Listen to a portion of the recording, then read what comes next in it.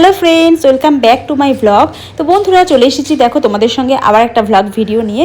তো আমার কি মনে হয় জানো বন্ধুরা, আমার মনে হয় যে প্রতিটা মানুষের বাড়ির কাছাকাছি এরকম একটা জলাশয় আর তার সাথে সাথে না 2-4টে মাঠ থাকাটা ভীষণ জরুরি। তার কারণ এখন যা দিনকাল, এখন যে মানুষ একটু শান্তিভাবে যে মুক্ত আকাশে খেলবে সেই সময়টুকু মানুষের কাছে থাকে না।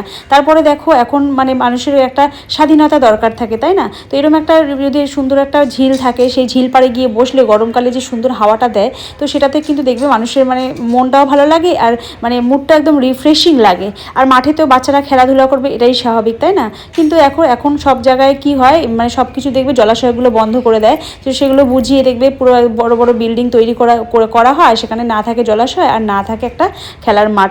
তো আমরা দেখো এরকম একটা মাঠে চলে এসেছি। তো এটা হলো একটা বাস স্ট্যান্ড সংলগ্ন একটা মাঠ, খেলার মাঠ, বিশাল বড় মাঠটা। সেখানে কিন্তু ফুটবল টুটবল সবই খেলা হয়। তো সেখানে বিকালবেলা বসি। তো এখানে বসে টসে দেখো আমরা একটু বেরিয়ে গেছিলাম একটু সবজি বাজার করতে। তো সন্ধেবেলায় কিন্তু একটু বাজারটা আমি করতে যাই, কারণ সকালবেলা কী বলতো একেবারেই না টাইম হয় না। সকালবেলা উঠে রান্না করব, বরের অফিসে যাওয়ার জোগাড় জানতি করব, নাকি আমি এই সমস্ত নিয়ে পড়ে থাকবো, তাই না? তো আমার কখনো কখনো ইচ্ছা হয় ভোরের দিকে গিয়ে একটুখানি মাছ বাজার কিংবা সবজি বাজার করে নিয়ে আসি। কিন্তু কী বলো তো, এই যে সংসারের চাপে আর কিন্তু সেই সুযোগ আমাদের হয় না। আমাদের মতো যারা হাউস ওয়াইফ আছে তারা জানে। তো আমি খালি ভাবি যে আমি আর আগে বিয়ের আগে যেরকম মর্নিং ওয়াক করতে যেতাম মাঝে মধ্যে, তো এখন মনে হয় আর কোনো দিনও সেটা আর হবে না। কারণ সংসারে উঠেই রান্না বান্নার কাজে লেগে যায়, ঘর দোর পরিষ্কার করা থাকে, তারপরে কাচাকুচি থাকে, হাজার একটা কাজ থাকে, বুঝলে তো?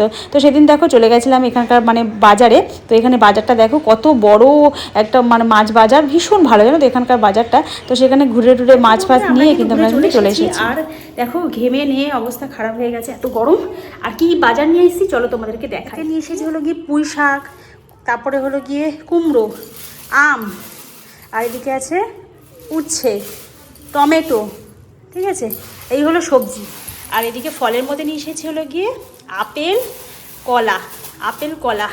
আর রাত্রে খাবারের জন্য নিয়ে এসেছি বিরিয়ানি। এখানে কিন্তু 4 প্যাকেট বিরিয়ানি আছে, সাথে দিয়েছে এরকম কিন্তু স্যালাড, ঠিক আছে? আর নিয়ে এসেছি সন্ধেবেলার জন্য চপ। তো সন্ধেবেলা বললে কি হবে, এখানে দেখো ঘড়িতে কটা বাজে, ঘড়িতে বাজে কিন্তু প্রায় 9টা বেজে গেছে, ঠিক আছে? তো এই হলো গিয়ে চপ। আর সাথে নিয়ে দেখো এই হলো পাবদা মাছ, আর নিচে কিন্তু রয়েছে দেখো কাতলা মাছ। আর এদিকে আছে মৌরলা, আর এটা হলো গিয়ে ওই বলো না রুই মাছ, মাছের ডিম, ঠিক আছে? মাছের ডিম। আর এদিকে হচ্ছে কোল্ড ড্রিঙ্কস। তো এই হলো আমার বাজার, এগুলোকে সব সুন্দর করে এখন রাখতে হবে। এই হলো আমার বাজার, ঠিক আছে? তো ভিডিওটা কেমন লাগলো জানিও অবশ্যই।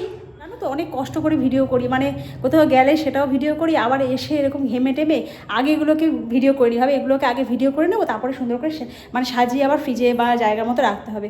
তো অবশ্যই লাইক করে দিও, কমেন্ট করো, আর কিন্তু আমার চ্যানেলটার সাথে থেকো, আর সাবস্ক্রাইব করে দিও, আর পাশে থেকো। তো টাটা বন্ধুরা, আবার ফিরে আসবো অন্য আবার ভিডিও নিয়ে। তো বাই বাই। আর এদিকে দেখো আমি কিন্তু এরকম দেখো মাছগুলোকে কিন্তু ধুয়ে নিচ্ছি। তো ধুয়ে নিচ্ছি বলতে এর মধ্যে আছে দেখো পাবদা মাছ, তারপরে হলো গিয়ে কাতলা মাছ, আর সাথে রয়েছে যে রুই মাছ। তো রুই পোনা হয় সেই মাছ। তো একসাথে কিন্তু আমি সব ঢেলে কিন্তু একবারে ধুয়ে নিচ্ছি। আর পাবদা মাছগুলোকে কিন্তু একটু সস্তায় পেয়েছিলাম, জানো তো?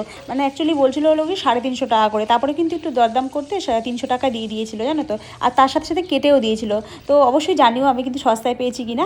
আর দেখো রাত্রেবেলা কিন্তু এরকম বিরিয়ানি নিয়ে বসে গেছি, আর সাথে ছিল স্যালাড, আর ছিল এরকম দই বলতে ওই অনেকটা রায়তার মতন করে নিয়েছিলাম। তো এই ছিল আমাদের ডিনার।